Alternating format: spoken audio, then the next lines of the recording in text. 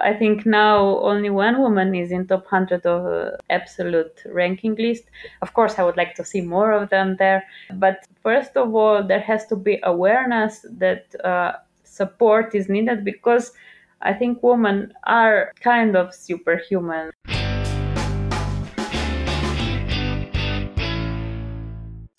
Welcome everyone to our first episode of our special FIDE podcast for the Year of the Women in Chess.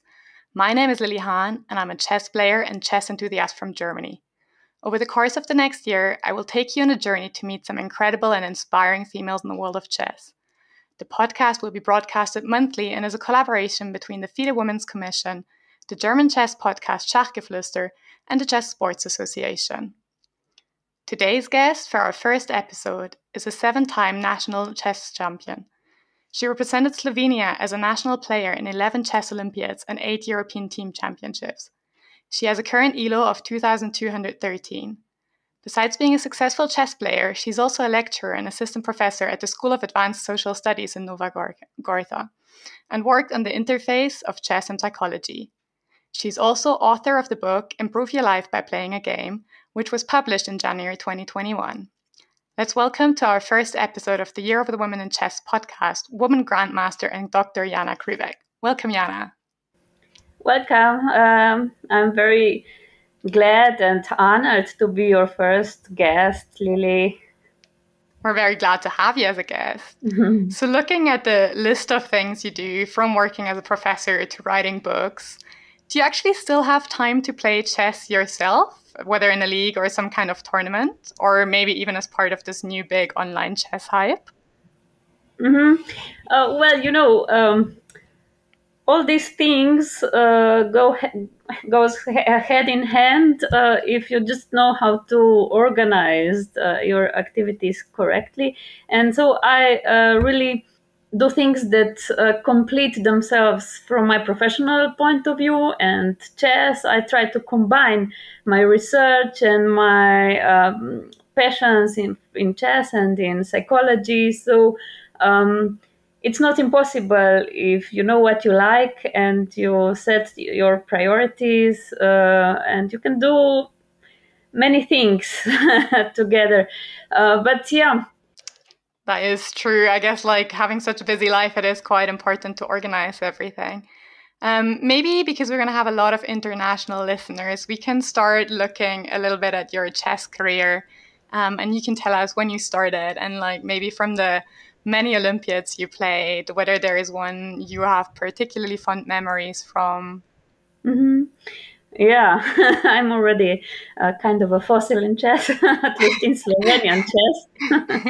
I played in 11 or maybe in 12, I'm not so sure anymore, but okay, quite a big period, at least only from chess Olympiads. It's more than 22 years that I'm involved in chess playing. So I started to play chess not so early, but at the age of 9, I think, around. And my first Olympiad was in Yerevan at 16. And since then, I was in the team each Olympiad. So I'm very proud of that.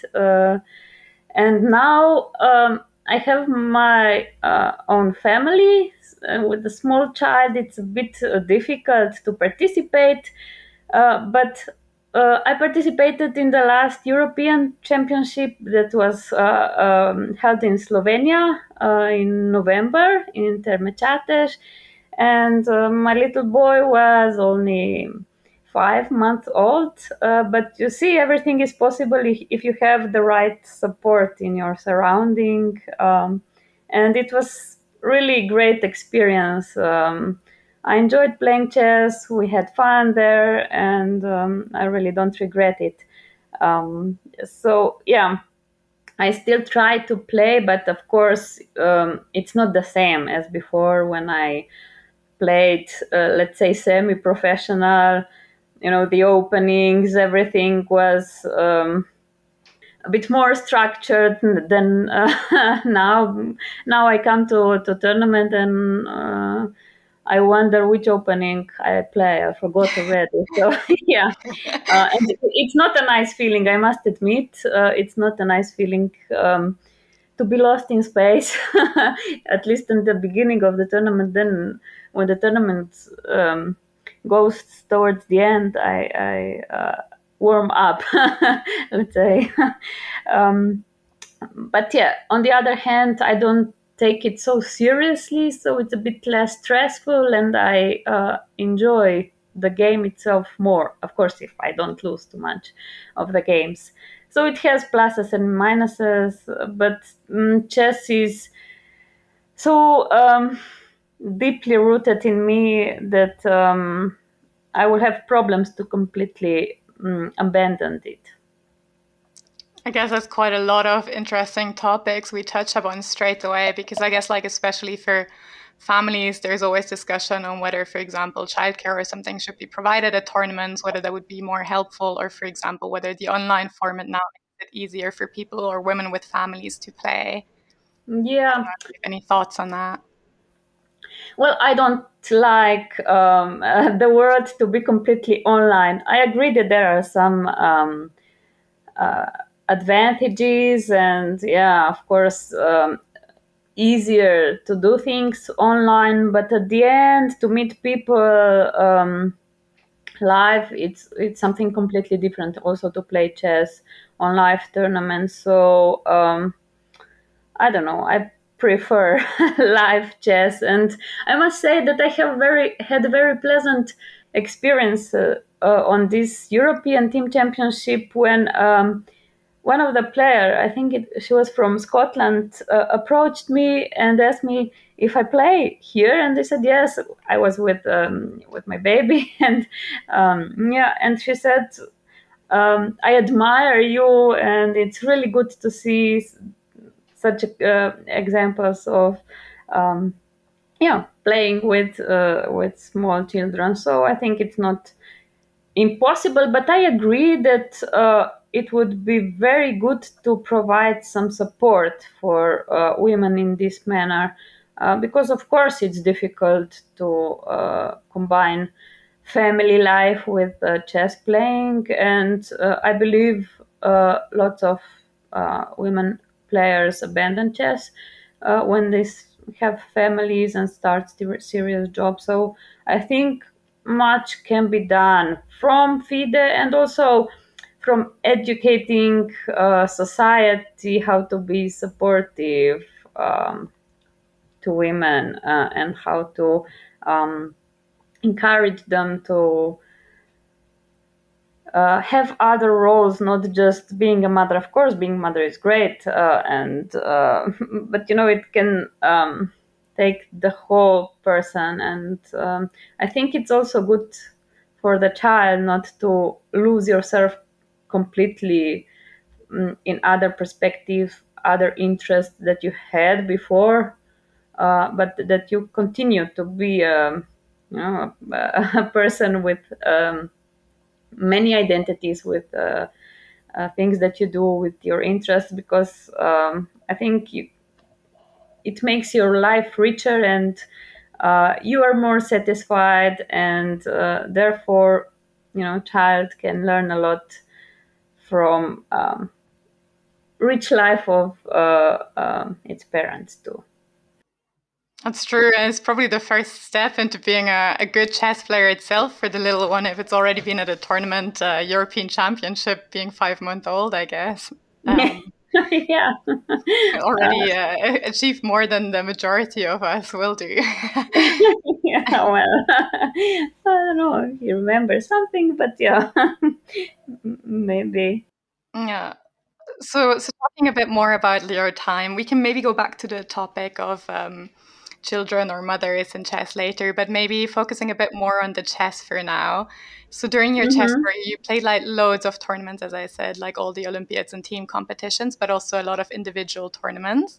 And I'm just wondering if you could maybe explain to us if you have any preference for a team or individual championships, and if you feel there's any difference the way you, for example, prepare for the tournaments or play during the tournaments, maybe also for the mental pressure you have during the tournaments.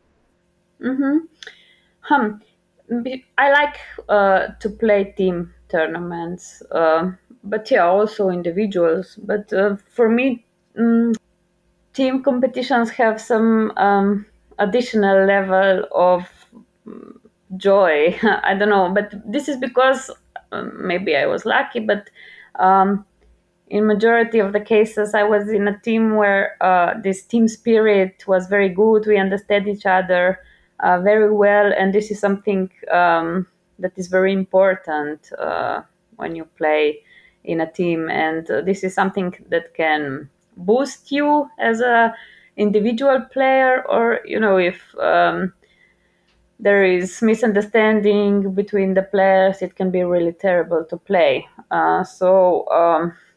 It depends also what kind of the person you are. Some of the players are more individualistic, and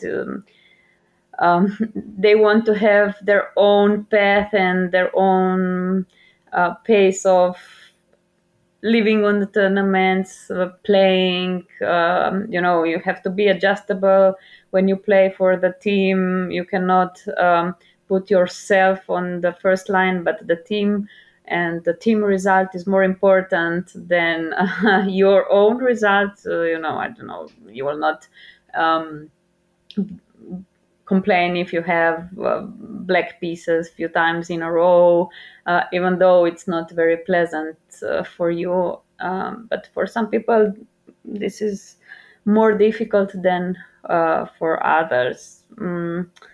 But I don't know. For example, even preparations are very important for team events, and I think the main the main goal of the team captains are that they prepare players and create this team spirit in the team. So it's not only about chess, maybe always, you can have some fun beside and not completely related to the chess game, and it can affect very positively on the chess itself at the end.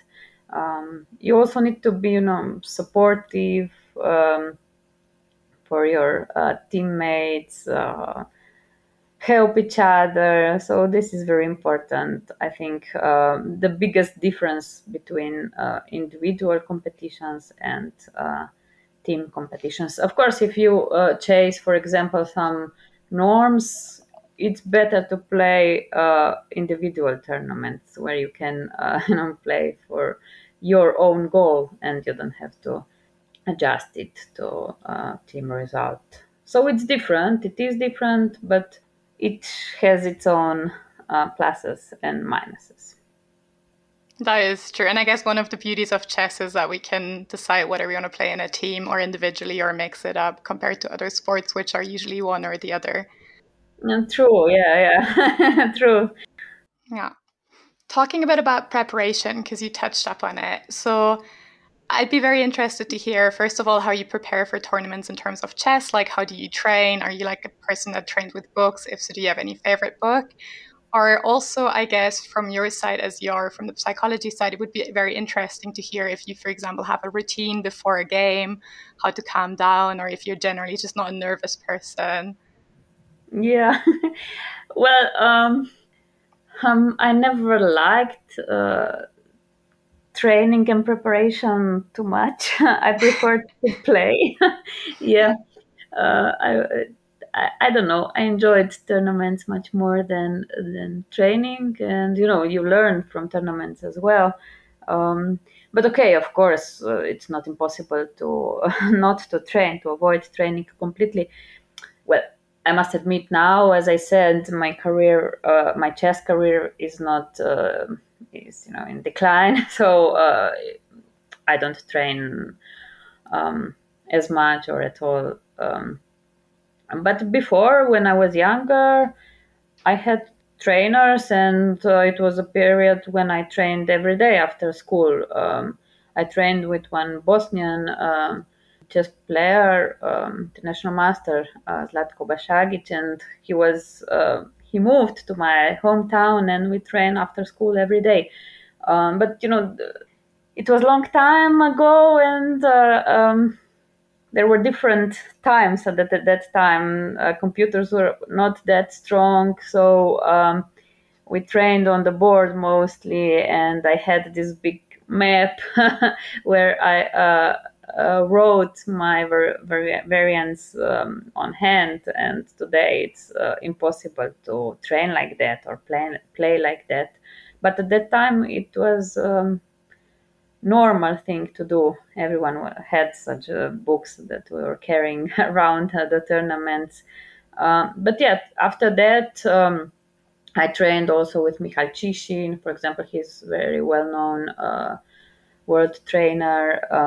We had some camps, for example, with Federation, and he was the main coach of our team, selector also, team captain. And yeah, Mikat Matias also gave me a lot in my chess career, especially in this later period when I had to switch to computer chess, and he gave me lots of these huge variants computer, and that I tried to memorize, but I was never good at it because I didn't have such a motivation to learn by heart.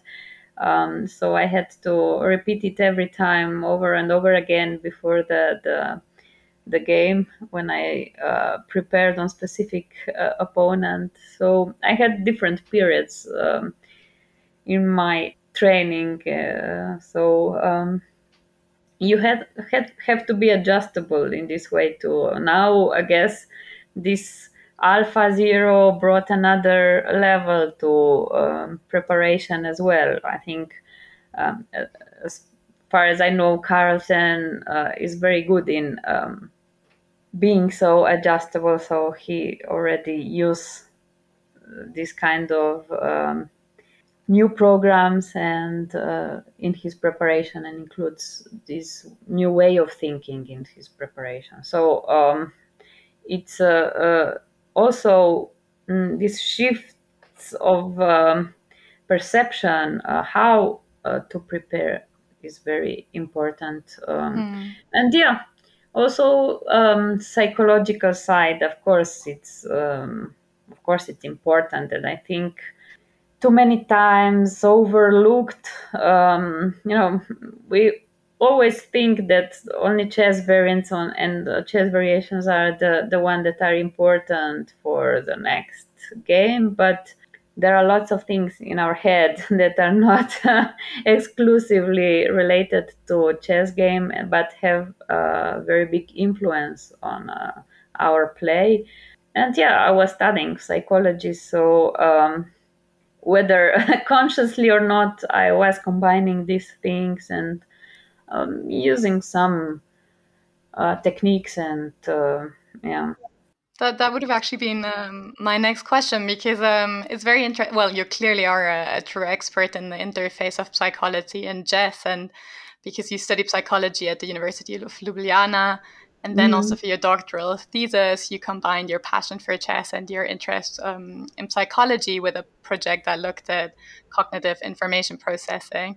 And I was wondering, if you when you first decided to study psychology, did you already have in mind that it would be possible to have like chess-related projects in there, or is that something that developed later on? No, I didn't have that in mind from the beginning. Actually, well, I can say that chess influenced my choice of study, but not in that sense that I wanted to combine the knowledge of chess and psychology. I mean, I liked psychology and these kind of topics, how human beings behave, what is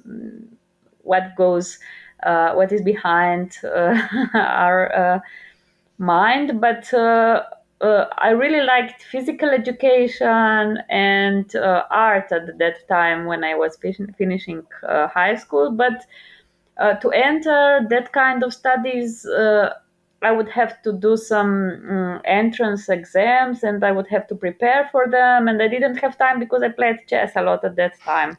So psychology did not have that. Did not have that. So yeah, that was my next choice, and that's how chess influenced on the beginning. But then afterwards, I saw how many things from psychology can be applied to chess, and I was just seeing similarities when we had some topics on university. I said, okay, we have to do this in chess, in playing chess too. We have to learn this, and some things are natural to a chess player, but in reality people do not do that. It's a special psychological technique, for example, or something that has to be learned, but a chess player does it automatically if he wants to improve his chess game. And I did my diploma from the topic of chess, how chess players cope with stress in comparison to other people. Mm-hmm. And I did my PhD from domain of chess, because chess is really a good domain for research as well, because it has its own structure, strictly defined rules. It has the measure of expertise. And it's of course very rich game where you can find a lot of different psychological processes behind, like from cognitive, emotional, many things that derive from psychology. So I did, yes, my PhD from the field of cognitive psychology. I tried to understand how people process information of procedural type, and I try to understand it on the domain of chess. So yeah. The first thing I wondered when I saw that you did your doctoral studies in chess is whether it was easy or difficult to find a supervisor for this project, and for example, whether your supervisor was a chess player. Mm-hmm. No, not at all, because I was okay.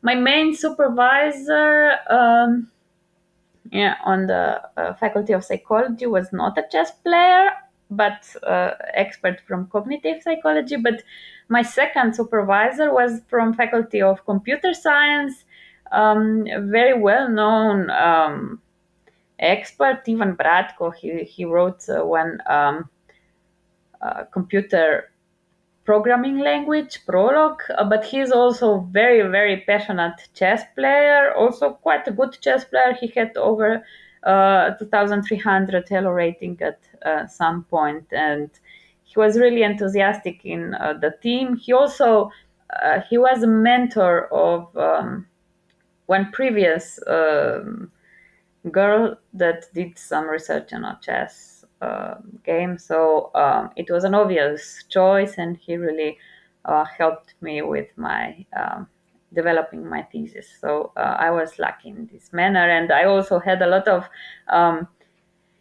colleagues who were very interested in this topic from computer science, Matej Guid, for example, and he also helped me with developing computer programs that I used in my PhD. Very interesting. So there seems to be quite a bit of research out there combining like psychology and chess. Yeah, and computer science. Computer science. In Yeah, true. In my case, there are quite a lot of researchers, yes, on this field. And is that kind of something you did for your doctoral thesis, but now moved on to other things? Or is chess still one of the topics you do research on nowadays? I mean, the doctoral thesis needs to have a contribution to science in general. Mm-hmm. So it has to be, generalized to other topics. So yeah, I had to combine my findings on the domain of chess with other theories and domains. It has to be like this. And of course, in my academic work, I need to do other things as well, not just chess, unfortunately, because I would like to. I mean, this is my passion, and also I feel like I have the most knowledge in the intersection of chess and psychology, and this is something that I can understand, and I think I can give the most. But yeah, unfortunately, I cannot choose all the time what the research will be. You know, there are different project funds and so on that are set with the topic, and I had to take Yes, of what course, of there course. is. So yeah, you have to be adjustable in life and flexible. So But if there will be an option, we can hope for a follow-up study. I would love to. Just waiting for some opportunity to come.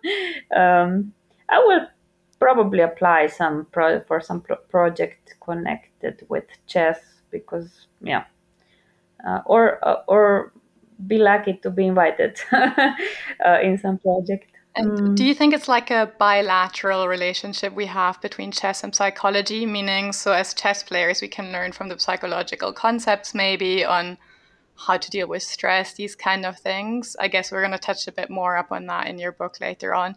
But then I guess also what you did for your thesis, that we can like use chess as an example in psychology for cognitive ideas or Yes, exactly. This is the main point that I think people are not aware how chess as such a rich game can be the true polygon, you know, to learn things that are really important for life in general. Um, this is something unique, I think. I mean, you can learn from each activity that you do if you pay attention to the process itself and understand what is behind, what psychological concepts are behind particular activities, what needs to be done. I don't know, like goal setting, motivation, and stuff like that. But chess is so rich that it surpasses other activities, you know, and the we can learn things on unharmful way, you know. Also, if something goes wrong, if we lose a game where we tried something new, some new approach, some new concept that we'll learn, we can. It's still not the end of the world. I mean, it's a game after all, and it's really good polygon to train things and uh, to see. It gives us, you know, quick feedback if we are doing something in the right direction or not. We can learn a lot from a chess game if only we pay attention and understand what we are doing, what is behind particular action, particular move, particular game.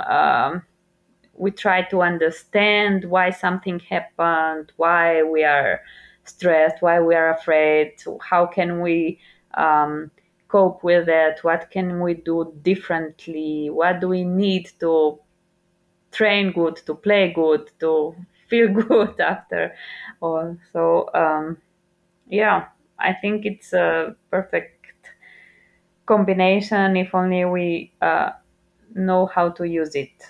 And I think there's not enough awareness of this in general public. I mean, chess is more and more popular in a sense of educating children. There are a lot of countries where chess is elective subject in elementary school, but I still think that people see chess mainly as something that is used for developing like mathematical skills, mostly mathematical. Oh, you're a chess player, you have to be good in mathematics. But it's something that is obscure, so it's not the main thing that chess develops. Even though it develops mathematical reading skills, but it's also, for example, very good therapeutical mean.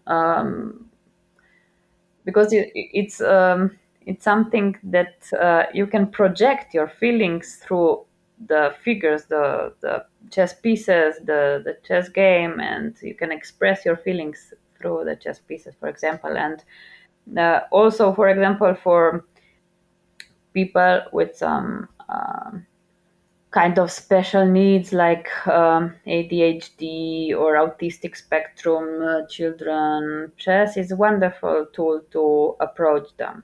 So yeah, it can socialize people. It is, for example, there are lots of research where chess was used in prisons or with socially deprivileged children, and it was proven to be a very good mean to improve these things. And for example, for older people, for cognitive reserves, it develops these cognitive reserves very well. And I mean, also for different addictions or rehabilitation programs after strokes and so on.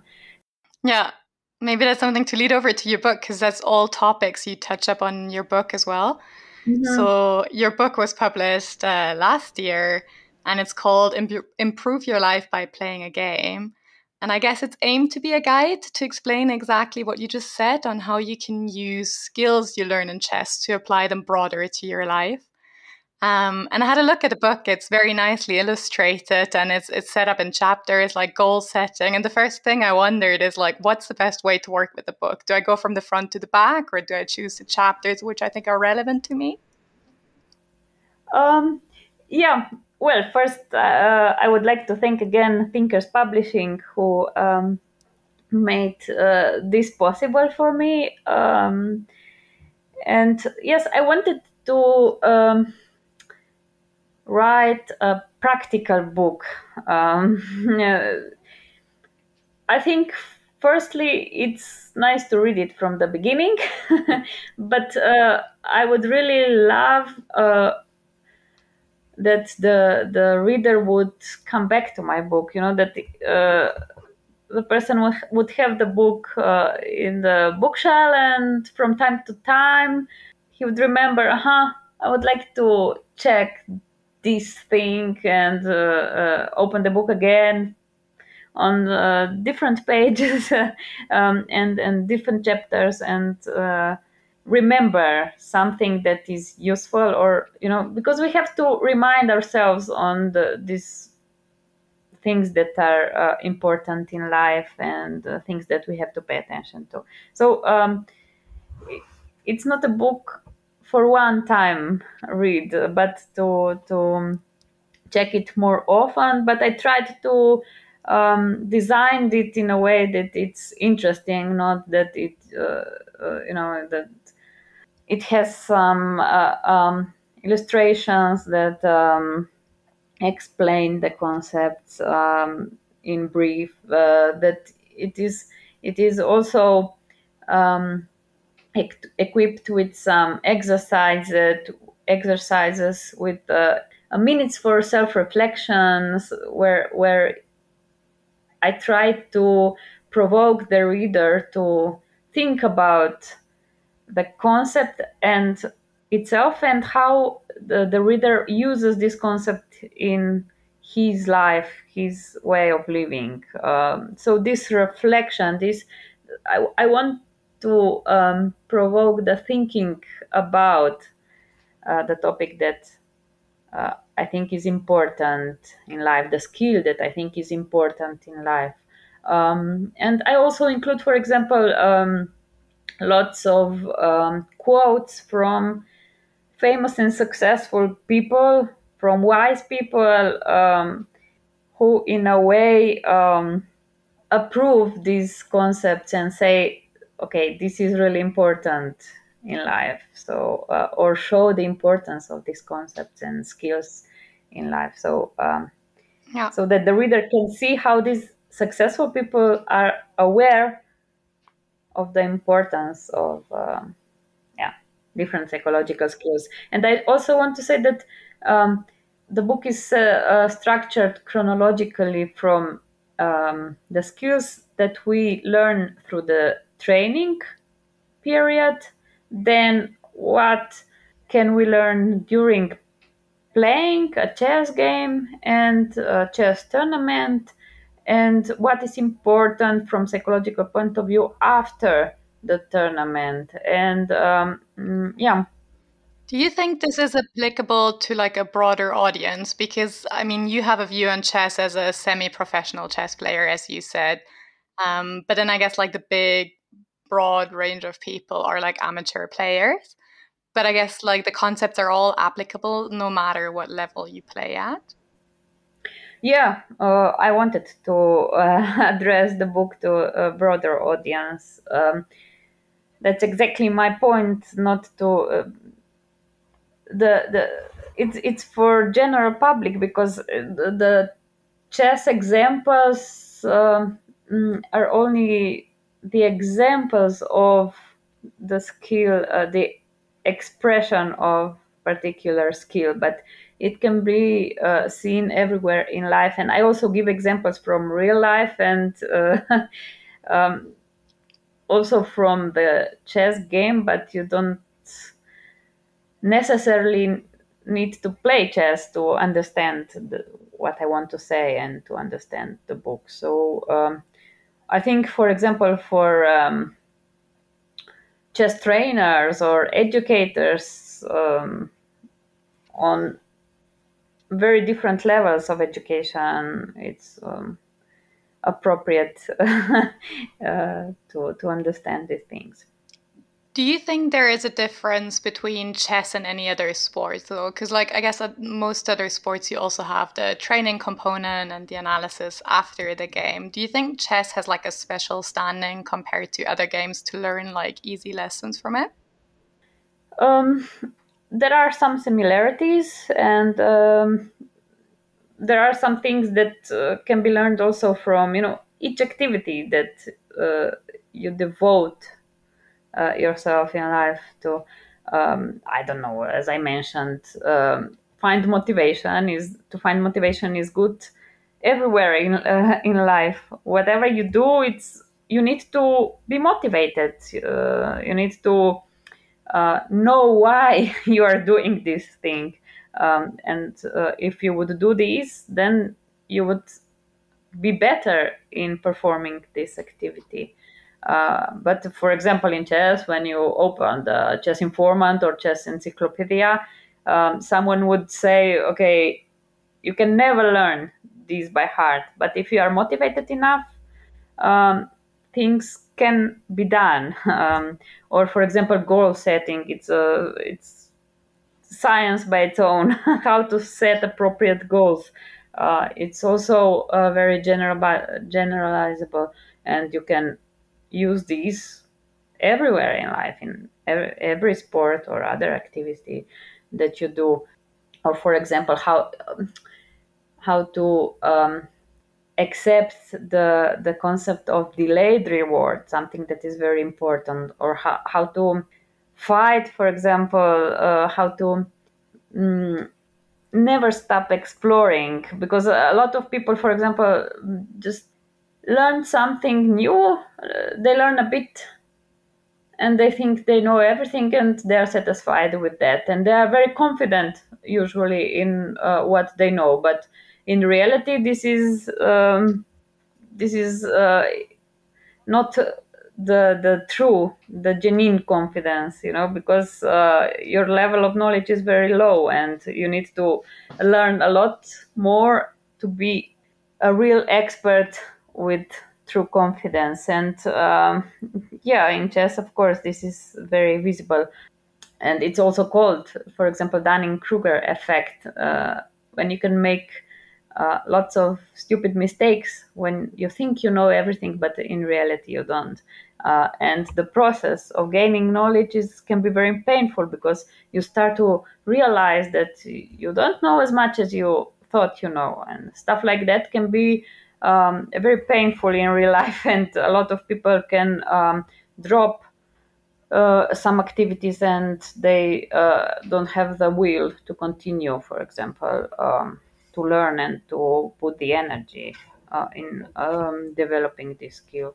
But chess, I think chess is unique in its richness because it has this cognitive part that where you can learn, for example, some memorization techniques, some systematic thinking, decision making, for example, risk taking, optimistic thinking. Creativity is also very, very important in life. And chess is a perfect tool to develop it. Flexibility is something that is cannot be avoided in chess. You need to be flexible and adjust your thinking. Which if each move there's different position. For example, then taking responsibility for your actions. It's also something that is maybe in chess. Exaggerated, if I say so, in comparison to other sports, because here you have 40 moves and each move is a new move that you need to take. You cannot say, okay, now I will not play a move. You need to take responsibility for your actions in each move, and then you win one game. But for example, in other sports, you just make one jump and then it's over for the time being. So patience is something, for example, that is very useful also in some positions in a chess game. Activity, on the other hand, you have to be patient. You cannot, go with the head through the wall, but on the other hand, you need to be active in a game. It's something, I guess, maybe a unique combination in chess. And you understand, in this manner, chess is so rich that you can find everything. Yeah. In this, on the first side, it's peaceful game and a very elementary game with some few pieces of wood, but behind there are so many things that are going on that you can find something for everyone. Yeah, And it's for true. Like endurance, creativity, kind of like loads of different skills required. I'd like to come back to one of the points you talked about because we discussed quickly that overconfidence can be quite negative and lead to mistakes. But we also know that having some kind of confidence in your game is equally, it can be quite important. And I guess that brings me to the idea of mental strength and how important the psychological concepts are in performing well in chess. And I know that you and the FIDE Women's Commission have some events planned for the upcoming years, so maybe you want to tell us a little bit about that. Yeah, we will have some workshops on the theme how to develop mental strength, but all these concepts that I was talking about are included actually in everything is connected in psychology, behavior, cognition, and emotions. But yeah, of course, self-esteem is very important, but healthy self-esteem. Here, maybe we are more on the mental health field already, and it's also we cannot avoid it actually. We need to understand if we have a healthy way of view of the world, view of ourselves. In psychology, we say healthy or unhealthy emotions, healthy or unhealthy behavior. So healthy is something that leads us towards our goal, towards our happiness at the end. And unhealthy is something not necessarily sick, but unhealthy is something that is not useful for us. It's not useful for our living. And each of us starts at the beginning, and there are lots of influences from our surrounding that can be unhealthy, that can give us some distorted way, distorted view of, for example, ourselves or the world, and we can live with that many years, and we can have some cognitive distortions, for example, where we think that we need to be perfect, we need to satisfy all the people, and this is something that can be a big burden for us, and it can lead our actions, and it's something that usually we are not aware of in everyday life. So we first start to question ourselves. Who are we? To get to know ourselves. What are our thoughts? What is our behavior like? How do we feel our emotions? Why do we feel some unhealthy emotions at particular events? What is behind our unhealthy emotions? Are they justified? What can we do to improve these things? What can we do to correct these things in a way that they will serve us better, that we will have a better functional life? So it's something that improves our life, that makes our lives better. In general, in psychology, there are three topics, three fields where we, let's say, correct things, improve ourselves. So behavior, emotions, and cognition. And from other side, there are three causes for our states. So it's our innate characteristic, something that we bring to the world. Then it's social impact, and this is something that it's not in our power to change, but we have the power. This is some activity. We have the power to choose what we will do with the social surrounding, and what action will we take, what decision will we make at particular moment. And at each moment in life we can choose our further path. And what we need to do is understand our past, understand maybe the negative influences that from surrounding that influenced our lives, and we had to leave them behind and use our powers to live better life that is ahead of us. I don't know if maybe I'm complicating too much, but yeah. No, I think it makes sense. And I guess the topic of mental health or mental strengths, especially in sport with Simone Biles and Naomi Osaka in tennis, got quite a lot of publicity in the last year. And it's something to think about in chess as well, but then also think on how mental strength can be used to maybe even draw lessons again, or draw confidence from chess or something like this, and learn lessons from there, then to apply to other areas. So I'm very much looking forward to the workshops and what we will be learning there. Are there any information yet on who this will be open to, or will this all be still published on the FIDE website? Where are we going to hear about this? Yeah, we do this with Commission for Women Chess. So yeah, women are mostly welcome, but I think it will be open to everyone. But everyone who are prepared to do something on themselves, who have open minds, let's say.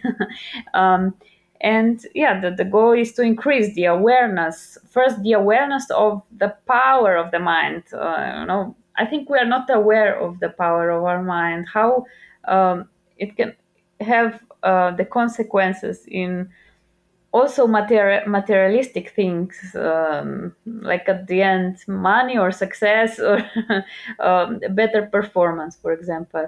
And then we will do some self-examination, let's say, some assessments, psychological assessments with some questionnaires, and understand some key topics that are important for mental strength.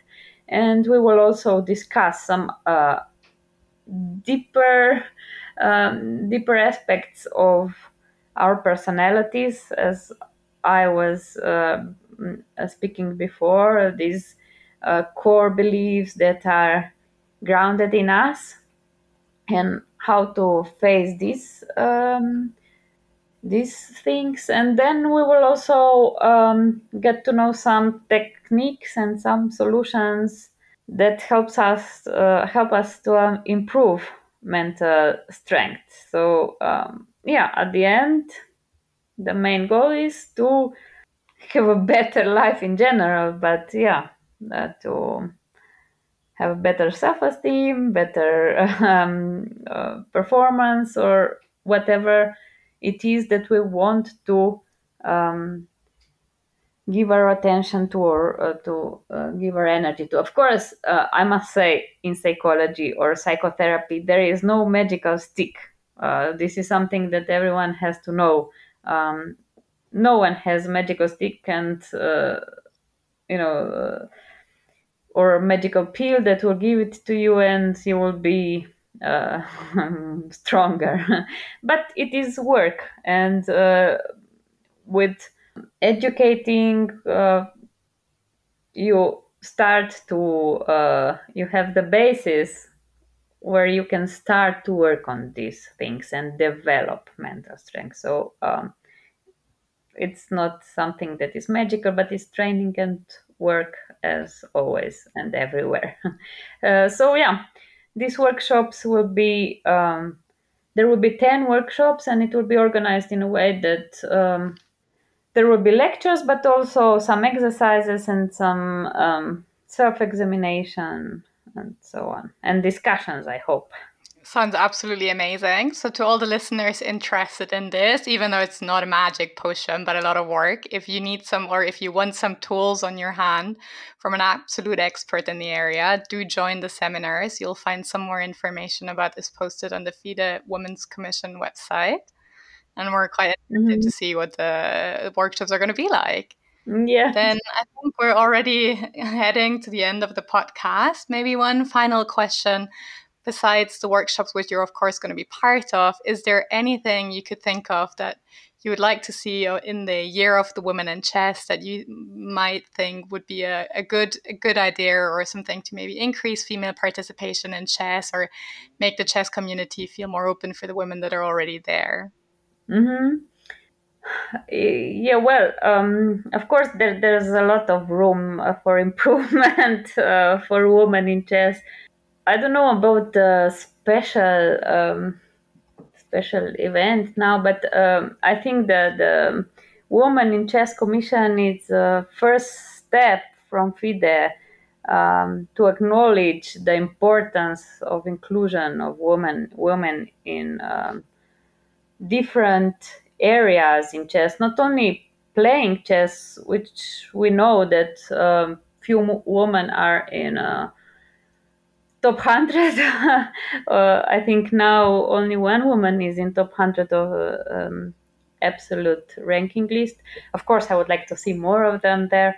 But first, there are also other stakeholders position, arbiters position, leadership positions where I want to see more women there. But first of all, there has to be awareness that support is needed, because I think women are kind of superhuman, where they are combining a lot of different areas, and they're responsible for different important things, and therefore they need support in several areas in society. And I really hope that this will improve, at least start to improve, in this Year of Women in Chess.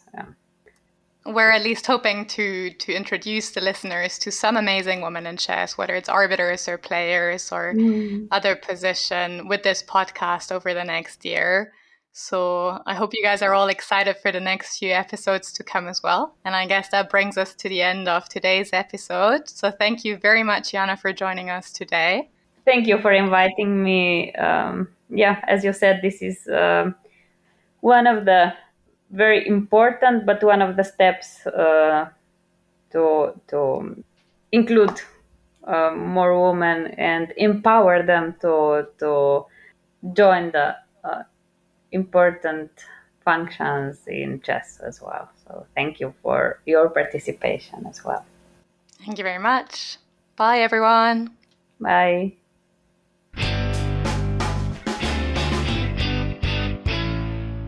Hello, dear chess friends. I hope you enjoyed this interview as much as I did. My name is Michael, and I am the regular host of the German chess podcast Schachgeflüster. I would like to thank FIDE and the Chessbots Association for this cooperation. It is our common goal to help more women practice our beautiful sport and also to strengthen the representation of women at all levels of chess. The interview guest for the next episode has already been determined. It will be Jennifer Shahadi, and I am really looking forward to it. See you then, and best regards.